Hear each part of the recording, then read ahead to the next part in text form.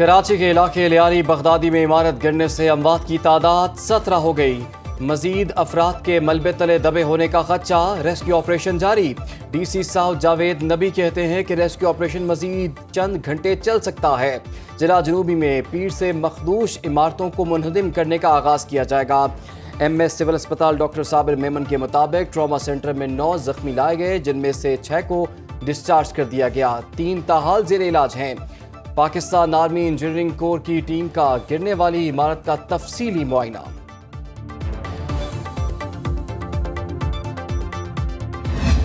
ابھی تقریباً 15 سے 16 لوگ ہو سکتے ہیں، کیونکہ 30-35 آدمیوں کا بتایا گیا ہے. تقریباً یہاں پر 40 فیملیاں رہتی تھی. 40 فیملیاں تو اہمیت رکھتا ہے نا، کم سے کم اندر تو ابھی بھی 40-45 لوگ ہوں گے. رات کو ان کو محسوس ہوا کہ بلڈنگ ہل رہی ہے، گرنے والی ہے. اس میں سے تقریباً آدھے سے زیادہ، تقریباً 70% نکل چکے تھے. ہر گزرتا لمحہ ملبے تلے دبے افراد کی زندگی کی امید کم کرنے لگا. اہل خانہ اپنے پیاروں کی خیریت جاننے کو بے چین. متاثرین کا کہنا ہے سب ختم ہو گیا، پیاروں کے بغیر زندگی کا کوئی تصور نہیں. جھوٹ بولا جا رہا ہے، ہمیں عمارت خالی کرنے کا کسی نے نہیں کہا. اچانک پوری بلڈنگ زمیں بوس ہو گئی.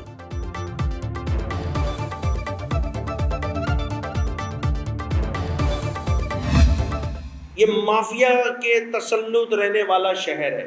اب 17 سالوں سے اگر آپ نے قانون سازی نہیں کی ہے اور اس کو کرمنل آفنس نہیں قرار دیا جا سکتا تو جناب سوال آپ سے بنے گا. شہری سندھ کی سب سے بڑی جماعت کے طور پہ جو ہے متحدہ قومی موومنٹ ڈیمانڈ کرتی ہے کہ جو اس میں کرپٹ افسران ملوث ہیں ان کو صرف سسپینڈ نہیں، ان کو ٹرمینیٹ کیا جائے. اور جب آپ کو پتہ ہے اس شہر میں جو ایس پی سی اے کے افسران جو ہیں وہ رشوت ستانی کا بازار لگا کے بیٹھے ہوئے، تو بھائی کس بات کے لیے، کس بات کا ویٹ کر رہی ہے سندھ حکومت؟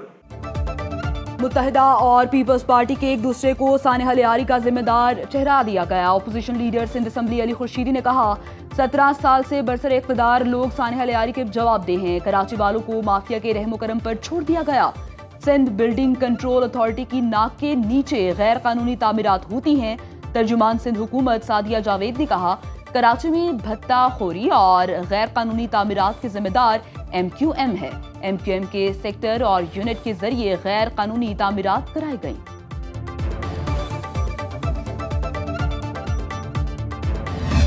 ریسکیو والے جو ہیں وہ یہ کہہ رہے ہیں کہ اب تھوڑی سی باڈی رہتی ہے، مگر ان کو جو لواحقین وہ کہہ رہے ہیں کہ ہمارے موبائل جو نمبر تھے ان کے پاس رنگ جا رہی ہے، تو رنگ جا رہی ہے تو لوگ اندر موجود ہے.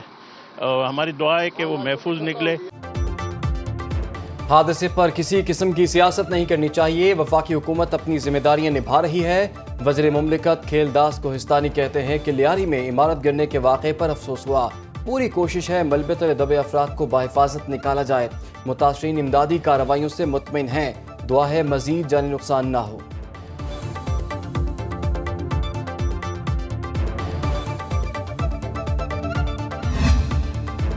نواسہ رسول امام اعلی مقام حضرت امام حسین رضی اللہ تعالیٰ عنہ اور شہدائے کربلا کی یاد. شہر شہر نوی محرم الحرام کے جلوس اور مجالس، جگہ جگہ سبیلیں، نظر و نیاز تقسیم. لاہور میں مرکزی جلوس پانڈو اسٹریٹ اسلام پورہ سے برآمد. پشاور میں امام بارگاہ حسینیہ ہال سے برآمد جلوس رواں دواں. اسلام آباد میں نوی محرم کا مرکزی جلوس G6 سے برآمد. کراچی میں مرکزی جلوس نشتر پارک سے نکالا گیا. کوئٹہ میں مرکزی جلوس مکانگی روڈ سے برآمد. ملک بھر میں سیکیورٹی ہائی الرٹ. کئی شہروں میں موبائل فون سروس جزوی معطل.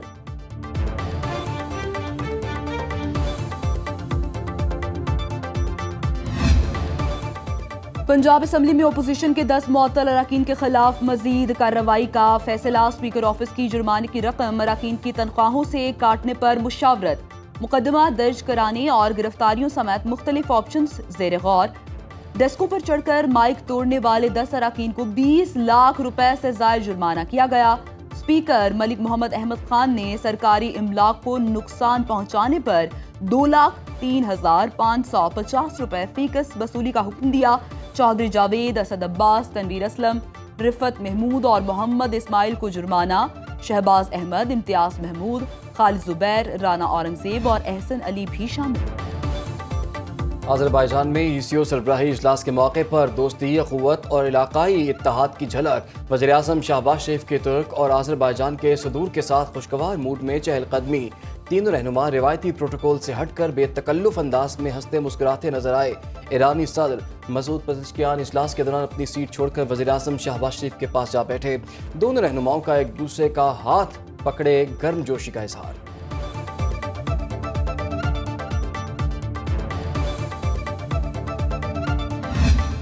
بھارت دہشت گردی کے ہر واقعے پر جنگ کو معمول بنانا چاہتا ہے۔ چیئرمین پیپلز پارٹی بلاول بھٹو کا الجزیرہ کو انٹرویو، کہا ایٹمی طاقتوں کے درمیان جنگ کا خطرہ پہلے سے زیادہ ہو گیا۔ جنگی رویہ بھارت اور پاکستان دونوں کے مفاد میں نہیں، موجودہ نسل کو ماضی کی غلطیوں کی سزا نہیں دے سکتے۔ انڈیا میں انسانی حقوق کی پامالیوں پر خاموش نہیں رہ سکتا۔ بھارت میں ہونے والے دہشت گرد حملوں میں پاکستان ملوث نہیں۔ FATF نے پاکستان کی دہشت گردی کے خلاف کارروائیوں کو سراہا۔ بھارتی ڈپٹی آرمی چیف کا پاکستان سے جنگ میں شکست کا اعتراف۔ لیفٹیننٹ جنرل راہل سنگھ کہتے ہیں پاکستان کی صلاحیتوں نے بھارتی فوج کو حیران کر دیا۔ آپریشن سندور کے دوران پاک فضائیہ کی الیکٹرانک جنگی صلاحیتیں بے مثال تھیں۔ DGMOs کی گفتگو کے دوران پاکستانی فوج کو بھارتی افواج کی نقل و حرکت کا بخوبی علم تھا۔ انڈین ایئر ڈیفنس کی ناکامی بھی تسلیم کر لی، کہا پاک فوج کے الفتح راکٹ سسٹم نے ہندوستانی فوجی اڈوں کو نقصان پہنچایا۔ پاکستان کو چینی ٹیکنالوجی کی وجہ سے بھارت پر برتری رہی۔ بھارت کو پاکستان، ترکیہ اور چین کے اتحاد نے مل کر شکست دی۔ مارکہ کارگل کے hero captain colonel Sher Khan شہید، نشان حیدر کا 26واں یوم شہادت۔ شہید کے مزار پر پھول رکھنے اور سلامی کی پروقار تقریب۔ قوم کے بہادر سپوت نے 1999 میں بھارت کے خلاف شجاعت کی لازوال داستان رقم کی۔ کرنل شیر خان شہید کی بہادری کا اعتراف دشمن نے خود کیا۔ Field marshal Syed Asim Munir, chairman joint chiefs of staff, فضائیہ، نیوی کے سربراہان کا شہید کو خراج عقیدت۔ دفاع وطن کے لیے جان کا نذرانہ پیش کرنے والے نڈر سپوت کو پوری قوم کا سلام۔ لکی مروت میں CTD کی کارروائی، 3 مطلوب دہشت گرد ہلاک۔ تونسا شریف میں فائرنگ کے تبادلے میں 5 دہشت گرد مارے گئے۔ ترجمان CTD کے مطابق ہلاک دہشت گرد پولیس اور قانون نافذ کرنے والے اہلکاروں پر حملوں میں مطلوب تھے۔ 4 دستی بم، کلیشنکوف کارتوس اور 2 موبائل فون برآمد۔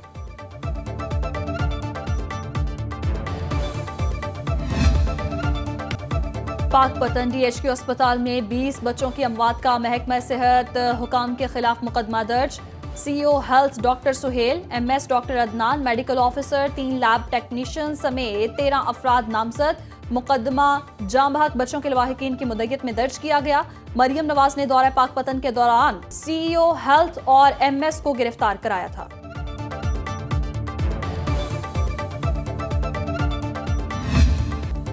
مانسون کا نیا اسپیل کل سے برسنے کو تیار۔ ملک کے بیشتر علاقوں میں آج موسم گرم، کہیں ہبس تو کہیں بادلوں کا راج۔ اسلام آباد میں مطلع جزوی ابر آلود، بالائی خیبر پختونخوا، شمال مشرقی پنجاب اور خطہ پوٹوہار میں بادل برسنے کی پیشگوئی۔ جنوب مشرقی سندھ اور شمال مشرقی اور جنوبی بلوچستان میں چند مقامات پر رمجھم کا امکان۔ آزاد کشمیر میں چند مقامات پر تیز ہواؤں کے ساتھ بارش متوقع۔